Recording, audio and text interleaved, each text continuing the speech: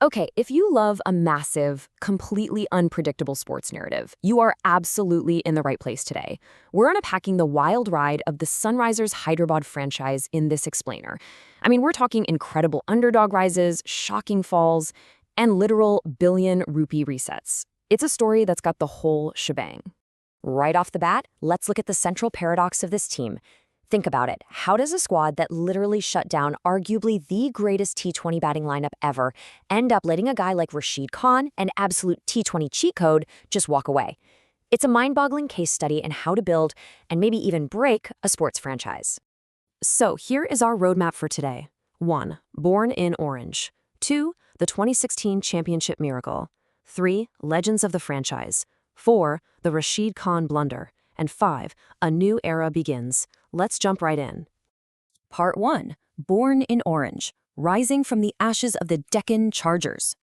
You know, the crazy thing is, the Sunrisers were actually born out of a total crisis. Back in 2012, the Deccan Chargers went bankrupt. Out of nowhere, the Sun TV network swoops in, grabbing the franchise rights for roughly $11 million a year. They kicked things off in 2013 rocking gray and orange jerseys, complete with a rising Phoenix logo. But by 2014, they pivoted hard to that bold, vibrant, all-orange identity we know them for today. Now, you might be thinking it takes years to build a winning culture, right? Well, not for SRH.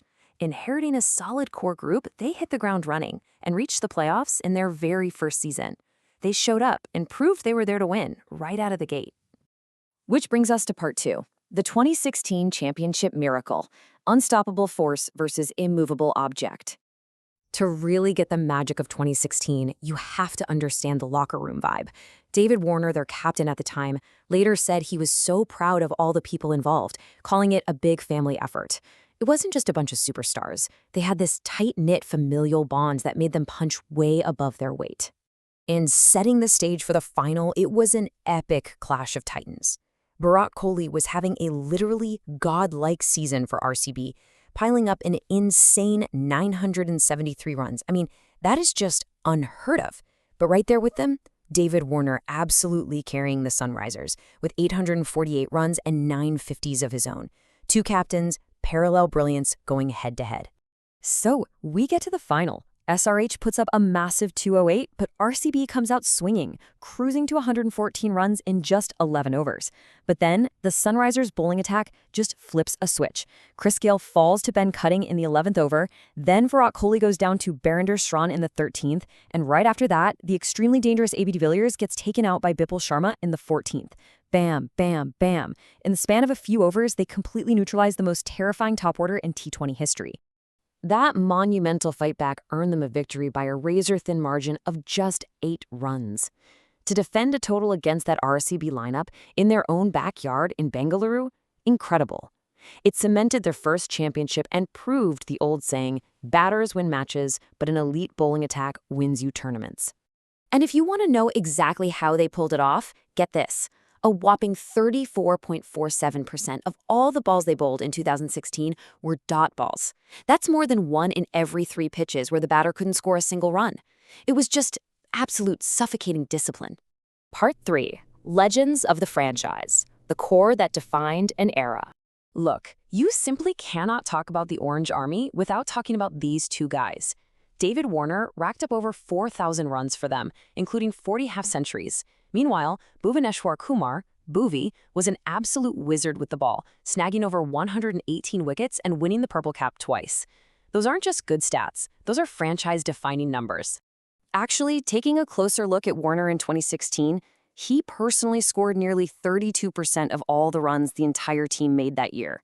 That means one guy was responsible for almost a third of the team's entire offensive output. He was the engine, the captain, and the primary weapon all in one. So, here's the million-dollar question.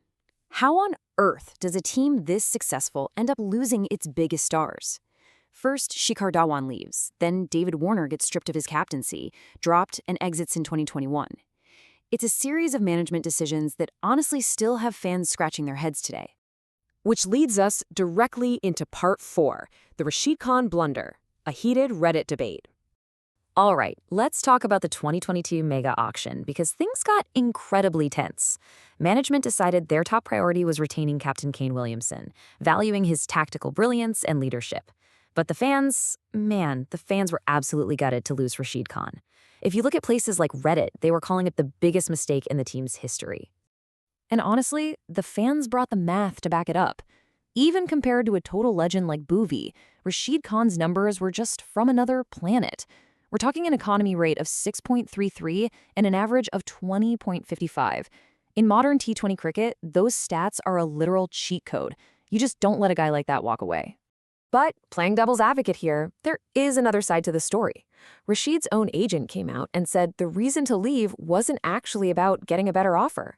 He said Rashid wanted a new team, a fresh atmosphere, and a fresh challenge to stay motivated. So maybe it wasn't just a simple money dispute. Sometimes, despite best efforts, a player just really wants a change of scenery. Part 5. A new era begins, the Pat Cummins reset. 20.50 crore. Yeah, you heard that right. That is the jaw-dropping amount of money the franchise dropped to bring in Australian captain Pat Cummins. This wasn't just them buying a really good bowler. This was them buying a completely new mentality. It signaled a massive, ruthless shift in how they build their team. And the reset absolutely worked.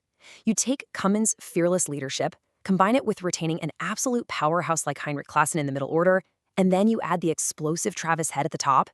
It completely reinvented the squad. That aggressive new spine took the franchise soaring all the way to the 2024 IPL final. And what's wild is how fast fan sentiment can pivot. One fan on Reddit pretty much summed it up, saying the Cummins era is probably the best thing to happen to us since 2018. It just goes to show, past heartbreaks hurt, for sure, but a winning team right here, right now, that is what truly unites a fan base. So, as we wrap up this explainer, I want to leave you with something to chew on. In the hyper-competitive world of franchise sports, is it more valuable to stay unyieldingly loyal to the legends who built your team, or is a ruthless pursuit of fresh energy the actual secret to staying on top? Think about it next time you see the Orange Army take the field. Thanks so much for exploring this with me today. Keep learning, and I'll catch you next time.